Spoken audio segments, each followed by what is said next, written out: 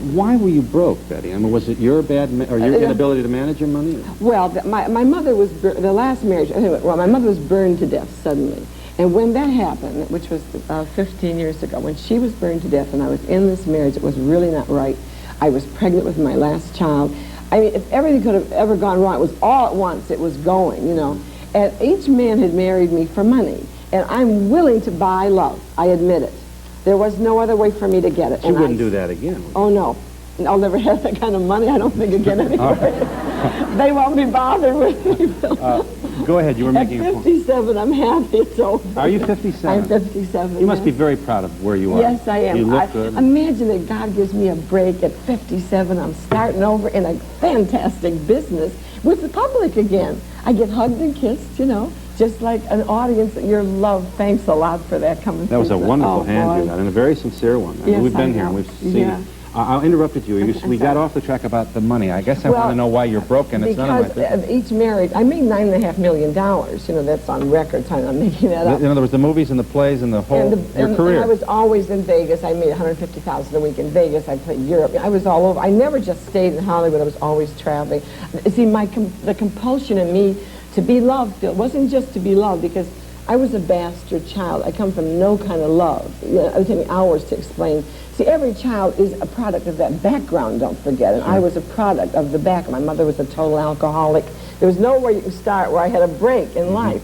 So that I'm trying to make up finding love. The only love I felt was honest was the audience. When I heard that, that was love.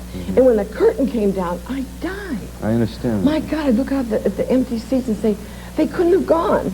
It's gone, and I'd look up at God and say, why? Yeah. And really, till that curtain went up again, I died. I didn't live in between. Performers like me wait for that next curtain to bring the next breath of life. You don't live. But isn't that the result of the way you were raised? I mean, at 3 years old, you were, hello, well, do you like me? The need for love. Do you notice? No, the need for love. I know that, but isn't that a socialization that goes with being a theatrical child? Well, I wasn't. I didn't know I was theatrical. My mother. But you were on the stage at age 3. Not on the stage. I was 3. Weren't you in our own home? Oh, I see. See, when I say bootlegger, in those days, it was, you know, the Depression, and you ran it in your own house. Yeah. My mother made the beer in the bathtub gin. Yeah. You know, it was really yuck.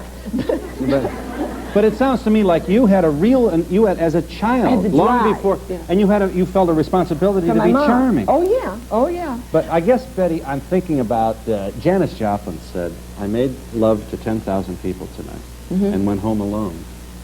Did you have that? Oh yeah, but you see, here's what an audience don't understand. See, we have such a love affair with that audience, and that's why your men in your life are not performers, not just movie stars. That they take up such a thing. It's almost, if I could use this word, like the sexual orgasm that you have. That's it. There is nothing as thrilling. A man could never come near that emotion. But that isn't good, is it, Betty? No, it's bad. But that's all I knew. Remember, I never dated till I was 19 because my mother was very ill, and I would run home at night. You know, the protection thing went on. Remember when I was 20, she was beautiful, but all this need to be loved because my mother was incapable of loving me. I worshipped her because I knew they called them drunks, and they'd spit at her in bars, so I'd pick her up, you know. But I knew she was sick before there was an AA. I said, my mother's sick, and I beat him with fists. I was just a little kid, you know. I was belting people. I'd put a dime store ring on and sock them when they called my mother a drunk, you know. Yeah. Gee, who wouldn't want to have a daughter like you defending? I mean, it's a wonderful show of love that you had for her. When did, you said when it's 40 it's over. I hope you're wrong about that. I mean, I understand your point. Oh, no. No, I mean even about women. No, I mean even about women. Men. I mean, it's a cruel thing that this culture does. I'm not going to challenge you on your point, because it is clear men go that on we are forever. into, right, and, Gable at almost 70 was making love to Marilyn Monroe, and it looks groovy. But can you imagine at my age making love to some groovy-looking young guy? You'd throw up. I don't know, but... You want to try?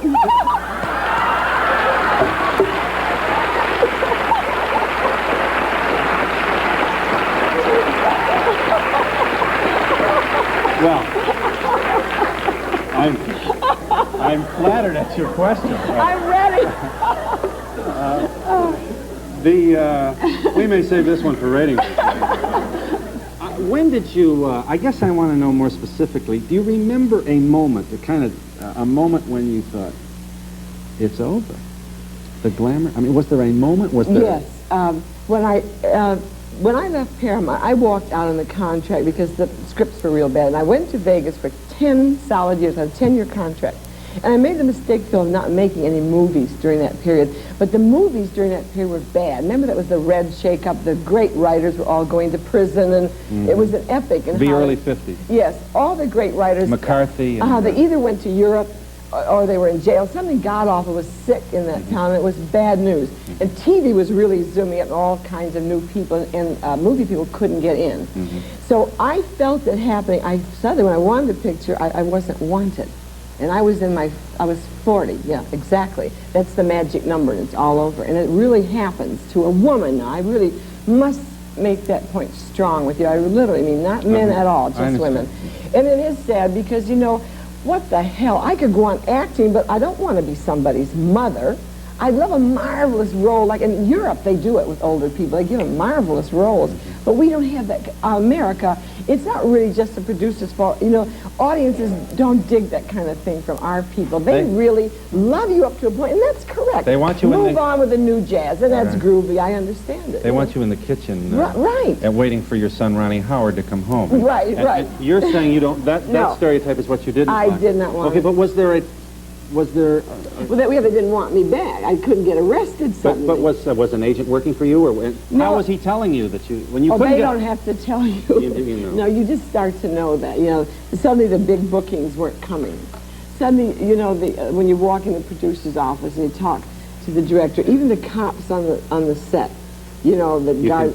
Oh man, there's a feeling that permeates when you're a little star, ain't there? Must be. Oh. It's so god awful because you walk back with grips that you knew well, and they just don't say hello the same way anymore. You know, when it was all camaraderie before, because they have to remain in with the in people. Their income is attached to the present people, and they must not show loyalty to people on their way out. They must not. It's not their fault. Was there a part you were up for that you didn't get, or was there a specific? Well, not a part. Just all studio doors were suddenly closed.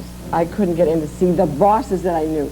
They did not want to see me. This audience very much would like to chat with you, and we'll give them that opportunity. We've been chatting with Betty Hutton, and we'll be back in a moment.